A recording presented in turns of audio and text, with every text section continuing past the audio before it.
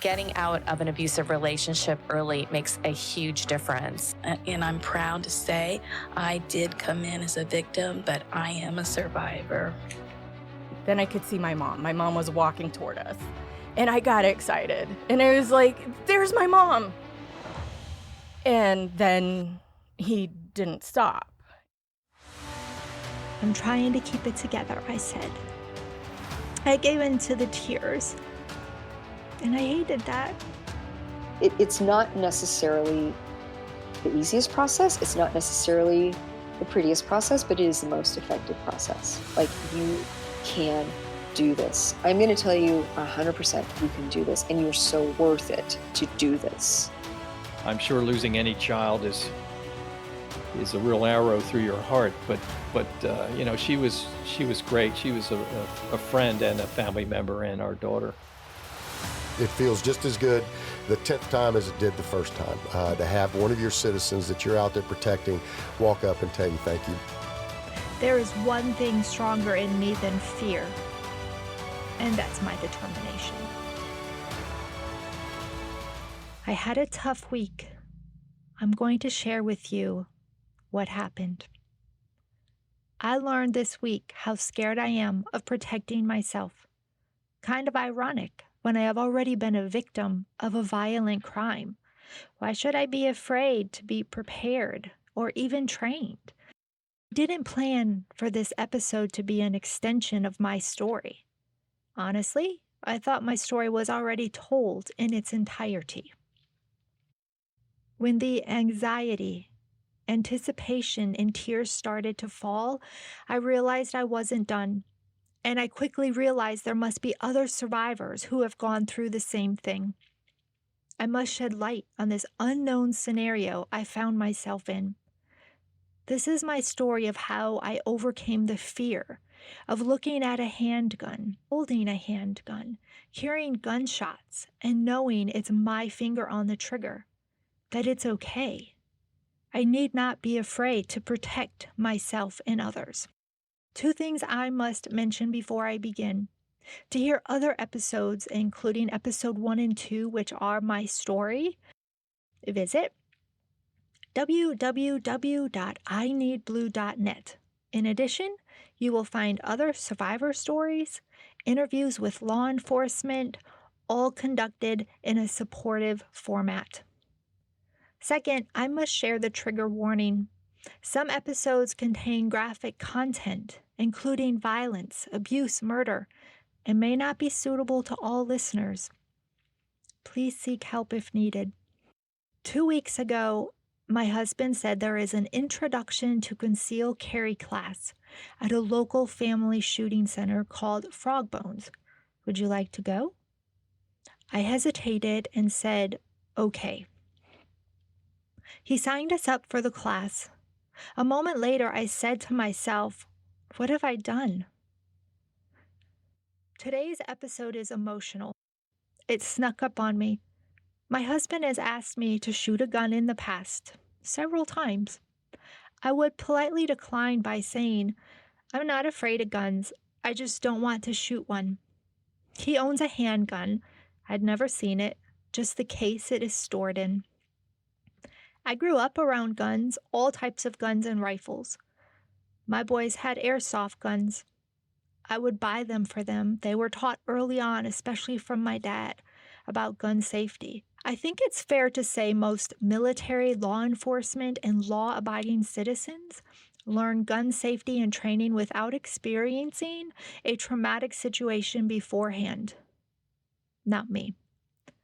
I'm learning backwards. I'm a victim first, learning how to protect myself, versus someone learning to protect themselves to not become a victim. Victims come with an arsenal of trauma, some more than others, but we share the same fight to overcome it. I thought my internal struggles were over. It was a decade ago. I learned how to deal with triggers and thought I handled all of them. I was wrong. I committed to attend this class with my husband. Questions started to penetrate my mind, questions I had never asked myself. Why? I was never going to shoot a gun. I wasn't afraid of them. Right now, as I am telling you my story, my hands are sweaty and cold, and I'm trying to get through it. I could feel the anxiety, the apprehension that it might be an emotional trigger. I might find out I don't like holding a gun. What about the sound of a gun firing? How am I going to react? I knew these questions were being triggered from my experience of the past with being robbed at gunpoint and turning around to see a gun pointed at you, a gun that was close enough I could touch it. These questions were on my mind throughout the week, not heavily, but they existed. A few days later, my husband and I were enjoying a meal outside. We started talking about the class, guns.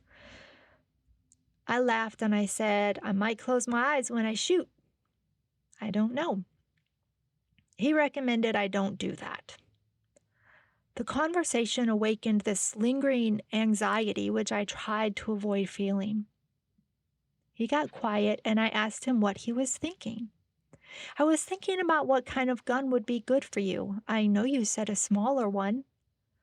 I said, yes, but I have to see if I'm even able to do this. I may not even be able to hold the gun. I don't know. What if the sound of a gunshot scares me? Now I became quiet and the wheels were turning. I knew I couldn't be alone in my thoughts of apprehension and feeling of anxiety. What was it like for other victims? Do they know these hidden fears may exist? Suddenly, my decision to take this introduction to concealed carry class was spawning another purpose. The next day, I decided to stop by Frog Bones to discuss my idea, my own documentary of facing my fear and embracing how to use a gun. The same weapon which a decade ago instilled such fear in me. I walked in the restaurant entrance and made my way around to the service counter. I could hear the muffled sound of gunshots. I kept walking, so that was good. I noticed a lady behind a glass counter as the gunshots grew a little louder. I could see the room where people were shooting. I didn't stare, but looked.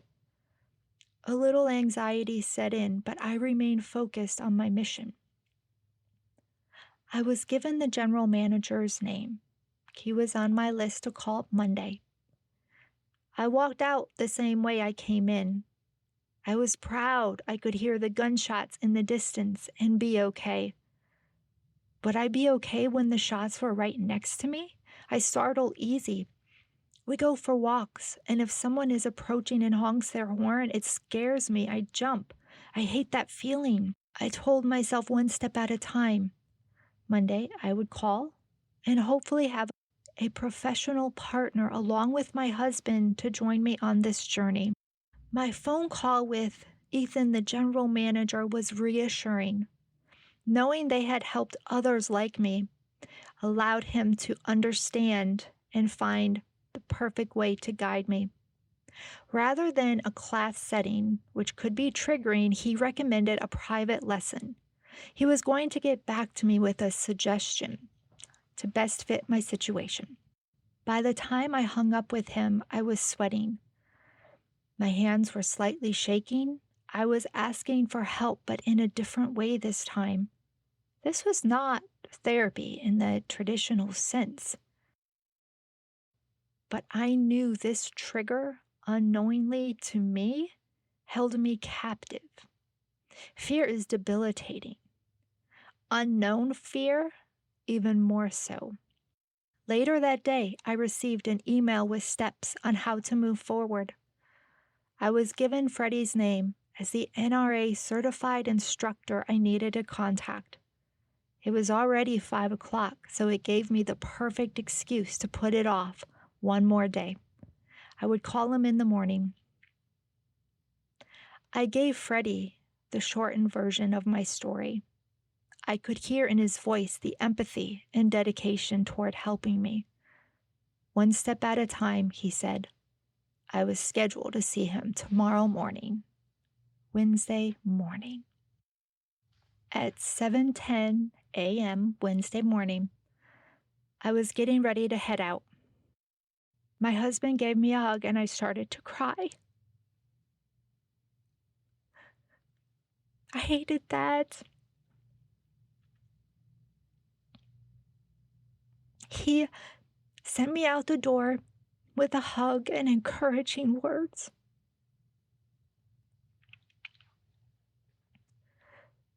I cried the whole way there.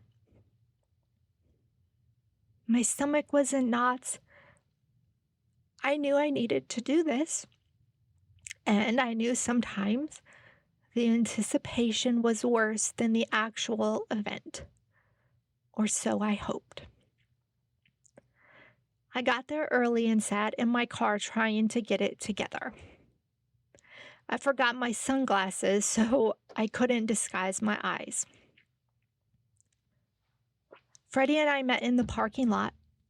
How are you? He asked. I'm trying to keep it together, I said. I gave in to the tears, and I hated that. Again, I was in a position where I didn't recognize myself. I wanted to hide my eyes, hide the weakness I was feeling. As I walked the flight of steps to the classroom, I was overwhelmed with emotions. He reassured me with his words, "We will take it slow. Make sure you are comfortable. You are going to experience all kinds of emotions, and it's okay." He seemed to understand. "Tell me about yourself," he spoke. I shared my story with more detail. He explained that most people won't go through situations like this in their lives. It makes you unique. You made it here. You should be proud of yourself. The next part was easy in the full scope of things. We reviewed slides about Florida law and what is considered legal regarding concealed carry. It was interesting, and I was doing well. Next, he gets a mat and lays it on the Formica table. He brings over a box. Out comes a clip, and then dummy, or what is now known as Nerf bullets. I sat in the chair, legs crossed, arms folded in front of me, my hands gripping my elbows, looking for something stable to hold on to. My hands were freezing. I was keeping my urge to shake under control because I knew what was coming next. The gun. When I first saw the gun, I cried.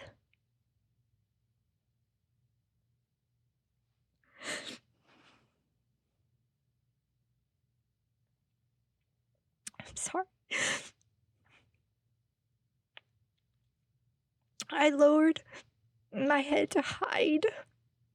The liquid dropped sliding down my cheeks. It's okay. I want you to remember it's just metal and plastic. It can't hurt you, Freddie said. This is what is going to help you protect yourself and others. I glanced up at the gun. It took me back to the moment in the store a decade ago when I turned around and saw the gun in the robber's hands. In that moment, any black handgun was going to remind me of the gun which threatened me. One of the things I remember about the robber's gun is it was missing the orange cap on front, which indicated it would have been a toy. This gun in front of me didn't have that orange cap either. I made it over the hurdle of seeing a handgun up close enough that I could touch it, and missing the orange cap, signifying to me that, again, this gun was real. He sat the gun on the table behind him and turned his focus back to the clip. I watched him finish his demonstration with the clip, how to load bullets, and put the clip back into the gun. He picked up the gun again. Sitting in front of me, he started to talk about different parts, how to hold it, where your fingers should be, your stance, and many other things. It was a lot to take in, especially since my mind and emotions were still reeling from my emotional reaction to seeing the gun. I almost stopped because I felt I wasn't absorbing information like I should. But I pressed on because I know we absorb more than we realize. I also know repetition was the best way for me to learn. I anticipated what may happen next. The nervousness was kicking in again. He sat down next to me. My hands were in my lap, resting. The gun was missing the clip and the chamber was empty. "Hold it," Freddie gently said. I flipped my hands over, still resting in my lap.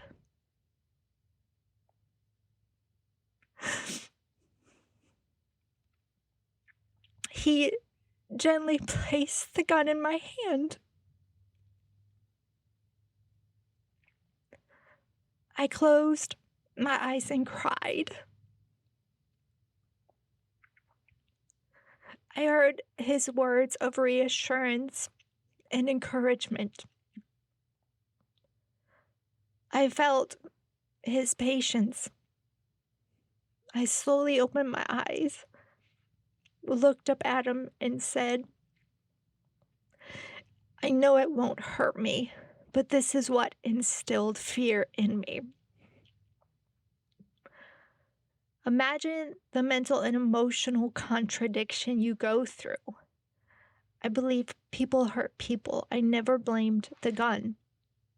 That is not my belief before or after the robbery. Well, I don't blame the gun. It has a total hold on me, even a decade later. I didn't expect this. When do you hear confront the weapon? I guess I just did. I was able to touch it, hold it. We stood up. He wanted me to make a stance. I did. We practiced how to hold it, finger placement, cocked it. There is a process through repetition and practice. Through that, it becomes easier. This was a start. With the chamber empty, I put my finger on the trigger and pulled. Through the anticipation, anxiety, uncertainty, and tears, I made it this far.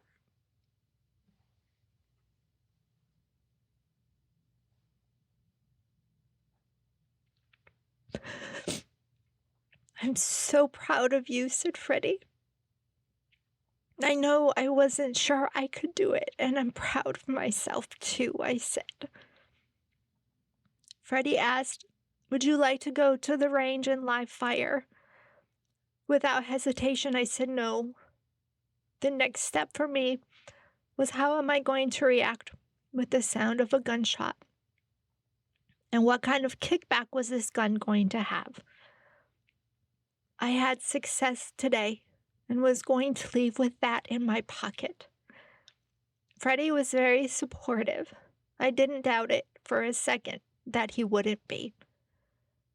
Facing fears is exhausting mentally and emotionally. You need to sleep to allow your body to, I guess you could say, discharge and recharge. I made it home and told my husband. He was proud of me. Shortly after, I said, "I'm going to lay down." The next morning, I would meet Freddie again. A new day and a new hurdle. That day, I put my finger on the trigger and pulled.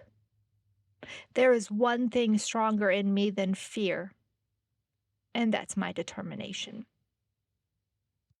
I thank you for listening today. I am going to stop there. The next episode will be day 2 with Freddie, and we will live fire in the range. Again, it will just be us. I am so thankful to have a place like Frog Bones in my community. And I'm very thankful for instructors such as Freddie. I couldn't have done it without you. As always, thank you for listening to I Need Blue.